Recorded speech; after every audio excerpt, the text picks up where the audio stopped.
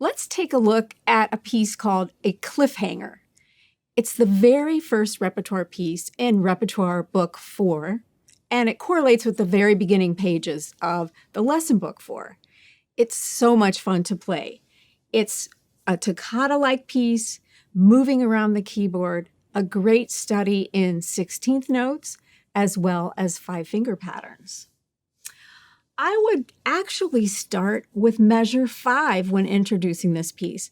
And I tell my pedagogy students that you don't always have to introduce a piece from measure 1. You can take a section anywhere in the piece and have that be the first thing that a student learns. So I would start with measures 5 and go through measure 10 with them. So we close the fallboard on the piano, and then we're going to tap the rhythm of measures 5 through 10. 1, 2, 3, 4.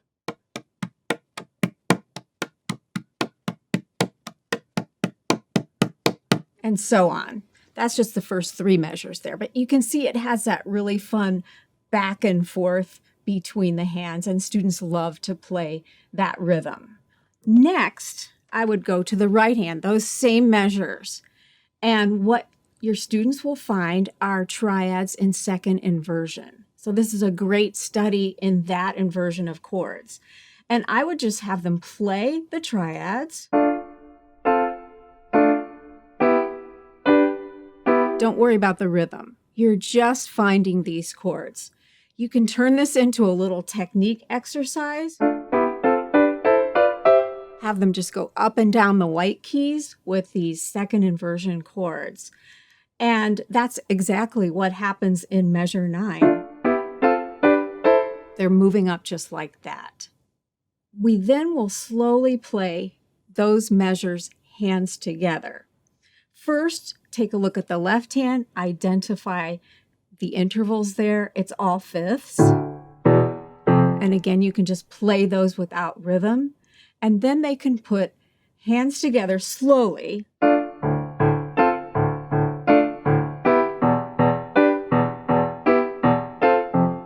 Etc., till they've gone through those measures. Measures 11 and 12 in that section, but they're a little bit different. So you're going to want to isolate those measures. The right hand has another second inversion triad. Diminished. That's fun to talk about, and you might be able to introduce that term to your students there. And then the left hand is something they're already familiar with. It's a little descending chromatic scale. So they already know how to play that. Then I would put all of those measures, 5 through 12, hands together. That might be all you do with this piece for that week. That's one of the fun parts of the piece. All right, what do you do after that? You go back to the beginning. There are a lot of 5-finger patterns in this piece. So I would take a look at the right hand and find them and identify them. So it starts with A minor, and that's all that it uses in those first 4 measures. Then skip to measure 15, also with the right hand, and find all of the patterns from there to the end. So you're going to find an A minor pattern. You're going to find a D minor pattern descending, and a G major, C major,